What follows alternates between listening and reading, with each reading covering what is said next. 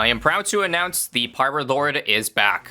It got completely ass-blasted with nerfs back in Update 42 that saw it lose damage and a plethora of other things, but Update 44 has brought back a couple buffs, including a very interesting one to the Pirate Lord where it can increase the number of hooks from 3 to 6. But as a consequence, ZMGs take more of a hook penalty, but that's still a massive buff, because before this update, Pirate Lord could hook in maybe like 1 ZMG and 1 BFB, but now, send 2 of them out, you can nab both of them. And of course, if we're just talking about everything under ZMGs, then it's a straight double hook buff. You can hook in 6 DTs at the same time, or you can also hook in 6 BFBs. So let's go ahead and use this buff to our advantage. To do so, let's do 2 million pops with the Pirate Lord on downstream over here. I personally want to put it over here. It's not a great spot if we're talking about doing damage with a Pirate Lord, because if you didn't know, it shoots from both sides, the boat in general. So you're better off putting it maybe here, where it would get the entrance and the middle. But for the purposes of this showcase, I want to get 2 million with this tower using mostly the hooks.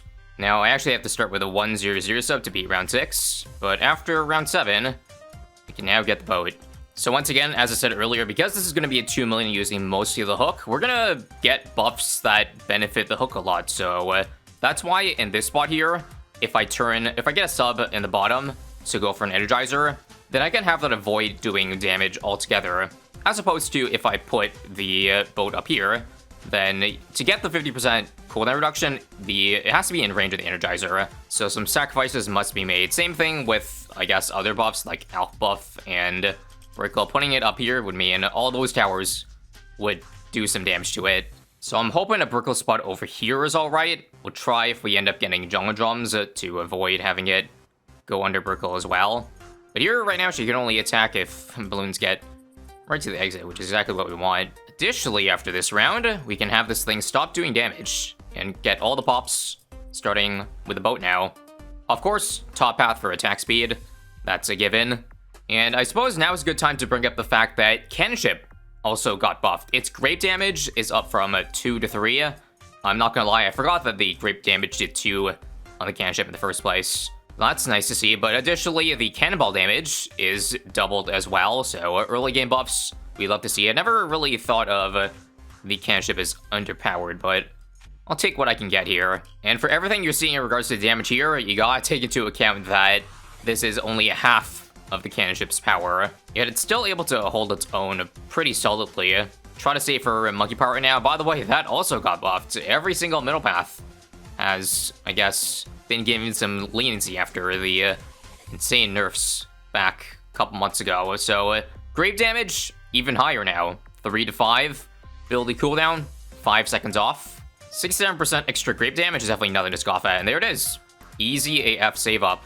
Now let's be very careful with our village and Alk placement. By the way, I think since we already have decamo up here, I'm gonna go for well, discount, so I can save some money on my Alk buff and other things I decide to get in range, like maybe overclock, although that might be a bit of an issue with its ridiculously big range. But with this Alk here, I'm trying to avoid it hitting on Brickle. I think this avoids it, right? Well, actually before that, let me just focus on beating round 40 by pressing 1 button. Yay. Frankly, I think Cannon Ship is strong enough that we probably didn't even need the ability. Brickle alone could have carried and beat everything. Let's see. Looks like AMD landed there. Gonna watch carefully, but I'm pretty sure we're safe here. I also might have goofed because I just realized that since this thing doesn't have black button power with the cannons and all that, DDTs might be an issue come late game, so I might need a mid, but I feel like if, again, we get all that good stuff, Energizer, etc. Speaking of which, crap, I think I messed up, or I didn't take into account the Energizer in mind. And so that will probably have to be outbuffed as well. RIP. As I was saying though, if we have enough hooks, then we might not need DT damage if we just one-shot them. So perhaps that might be the way instead. Jungle Drums, yeah, I'll do tier 4 hook now. And we'll see if we can save up for 28. If not, a glue is in range here. Don't forget too, with the addition of the Mermonkey and its kind of support buffs, we could do some funny stuff like Abyssal Warrior to get extra Pierce. Although, frankly, I think the Pierce is good enough on Pirate Lord. Okay, hold up. I'm looking at the stats, and the grapes actually still have, apparently, 1 Pierce on the Pirate Lord. but we do get pierce buffs from the stronger stim. The fact that it has 1 pierce, though, doesn't mean Abyssal Warrior is a good idea, because remember, it's percentage based, so I'm literally getting 0.15 base pierce with the tier 4. Is that really worth $8,000? Probably not. It'd probably be like 10th on the bucket list of buffs to get. Once again, below Energizer, Overclock, Sabo, Glue, I'm probably forgetting others, Absolute Zero as well. Man, I don't think it gets any easier though in terms of saving up. The price points and power points for each tier in this path are such that, yeah, they're strong enough to easily carry, I think, to avoiding this thing. Beat 1 or 2 more rounds and we got it. Haven't even had to, like, sweat and use Brickle abilities to barely scrape through any of these rounds. Come on. There it is. Easy. And now let the fun begin. I do want to take this time, though, to talk about the nerfs that the Pirate Lord got, because most of the time on this channel, you might notice I only cover buffs and not nerfs. Because, well, buffs are fun and nerfs are not. But this one did get pretty hefty nerfs after a lot of buffs, so it ends up, I would say, still making it stronger than what it used to be. Say, I don't know, 10 plus updates ago. Ooh, that was close. Let me just go for my reactor now so I don't forget. And let me just make sure. Oh yeah, it's easily in range. I probably could put it even lower, but it doesn't really matter for the most part. There's no way I can get the sub outside the range of the Alchemist. So it is what it is, but there's no way this thing should be hitting ZMGs. But nerfs, update 43 made it so that the Pirate Lord lost its darts. If you look carefully, it only shoots out bombs and grapes now, which is fine considering how strong those bombs are. I should remember to keep poking these in, by the way. Regardless, still sucks for strategies that involve super buffing a Pirate Lord, because then you lose that great synergy with buffing lots of projectiles. And previously in Update 42, the biggest nerf to it, out of all those nerfs listed, is probably the fact that the frags no longer work on the same target. So its single target value is heavily diminished, especially against B80s, and that doesn't get fixed with the extra hook. So you're gonna need to save money and pops so that we can pop the bad layer, because this thing is probably not going to do a whole lot against it. Actually, I'd still wager it's pretty decent because of the fact that, I don't know, the grapes can add up in damage, but still, don't want to heavily rely on it. And you can already see the buff on this round. Earlier, I just hooked in, what was it, 4 BFBs at once. I just went ahead and got a more blue in the meantime. I wonder if Relentless is worth it after the price nerfs, man. This thing went from like 3k to 4k in several updates, so that makes sense given its power level. I suppose if they were to give the Pirate Lord any buffs, which they did, I'm glad they did it on a fun aspect of it. So watch here. Let me wait for the third to come in. Okay, it could have done that previous update, but you get the point. Let's go for Energizer now, and watch those rapid hook cooldowns come into action. So originally it's 30 seconds, but with a 50%, well, it's now 15. Let's see if we can possibly just hook in everything this round. Not gonna lie, part of me is wishing I maybe should have put this thing even further back so that we'd have more time to one-shot them. Or maybe I should just go ahead and get a glue up here as well. I'll see though, but for now this is amazing. We just instantly one-shot 81 and 82. 83, probably not gonna have as much luck against with that many ZMGs, but the power is still there, as you can see. I'm not gonna worry about hooking in Moab, so let's wait for 6 BFBs coming first and then use it. Oh, I used the wrong button, but that's fine. There's 6, and here's another 6 to hook in. That got all the BFBs this round. Now, I can't... Next, I'm just gonna go for an Ice Tower, Absolute Zero. This does negligible damage, and freezes very good.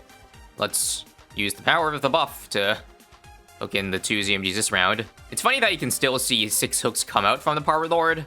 Like, against ZMGs even though it's only hooking 2 of them in, it needs the power of 3 grapples to get those 2 in. I don't know if you've been keeping tally, but every single BFB and ZMG has been hooked in since the start of round 80. AZ, 250 for DTs.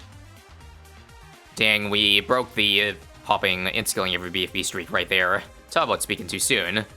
But next up is Sabotage. Feels bad not getting any discounts on any of these, but that's alright. There's 1. I'm thinking 2 and then maybe another glue up here, because I need them slower on the top. Is this not going to be the freeze 2 million pops challenge or what?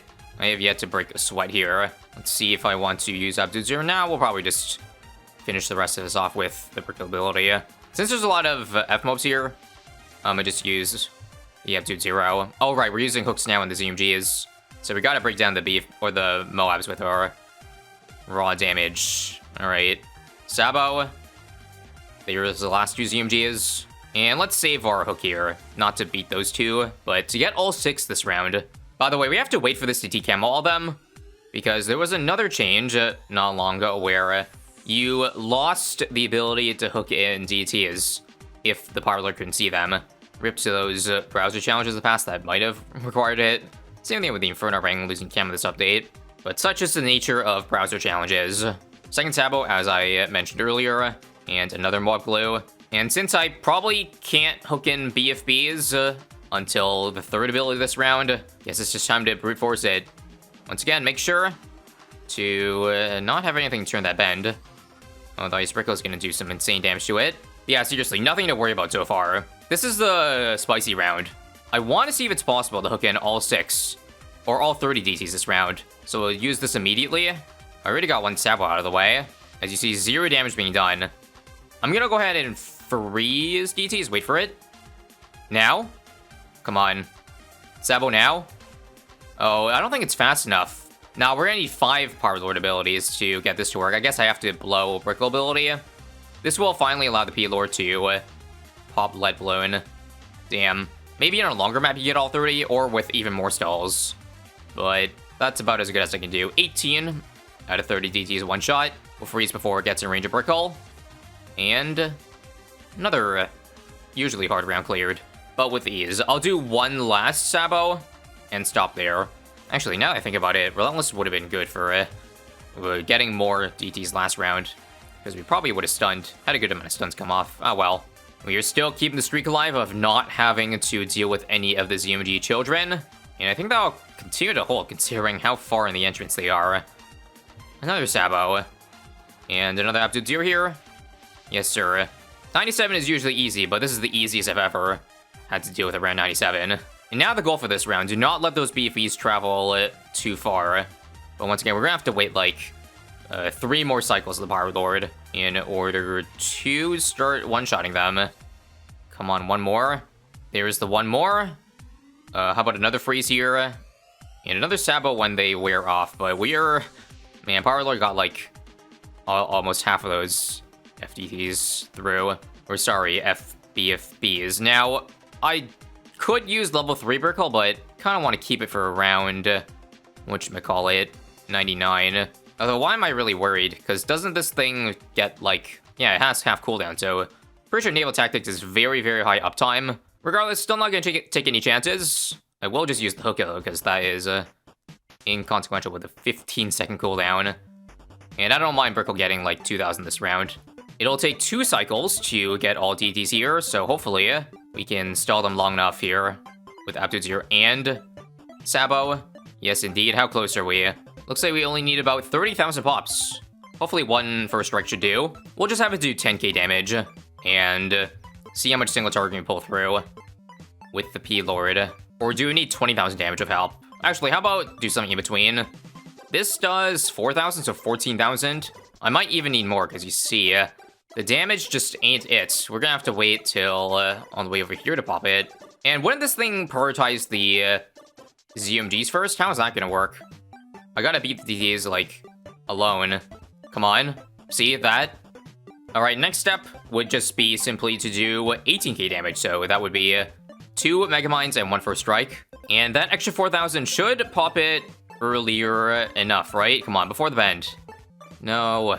That might be okay, though, because it'll pop earlier over here, right? Freeze immediately, hook it in. Yep, there it is, 2 million. Oh, we didn't even... Huh.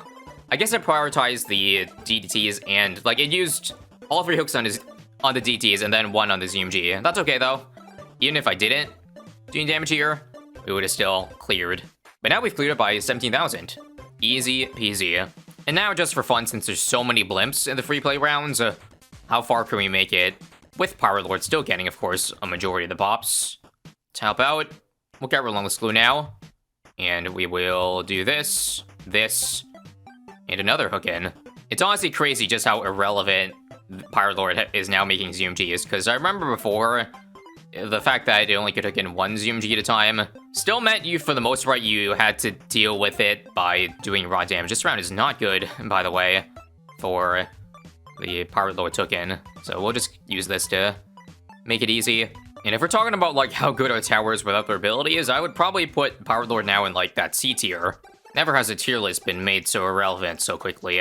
This round is probably going to be pretty scary with the infinite DT glitch. I have enough for permasabo, but as you can see, I gotta start using damage of this guy. How much of this round can I kill, though, with the hooks? I can get 6 more here. I'm probably gonna have to Mega Mine this part. And then finish off like that. There we go. And look here, a round with only ZMGs? That has got me salivating right now. Alright, didn't quite hook in every ZMG because, again, we did too much damage, but good enough. Now, I double-checked, and apparently there is about 8.67 millipops to spare after you end up eating around 18. As you can see, Pirate Lord is sitting pretty, doing most likely 90 to 95% of that, even this far into the game. How about another hook here to end off 117? And I'm gonna officially stop here, because this is the point where we know we're not going to end up beating BADs, so no point. Damn, so close to getting Homeland, but I don't think I can get it for this part here. That's alright. Once again, power's telling to beat every DT with the hook. Nice, we did get Homeland. What's the final tally gonna be? Well, we got 2 ZMGs hooking left. And I think it'll be, oh, it did hook the rest in. 8.4 out of 8.6. Pretty good job for an encore run. Thank you for watching. If you made it all to the end, what do you guys think of this awesome Pirate Lord buff? Is it actually awesome, or am I just exaggerating? Click here if you want to watch other update videos, and I'll catch you all later.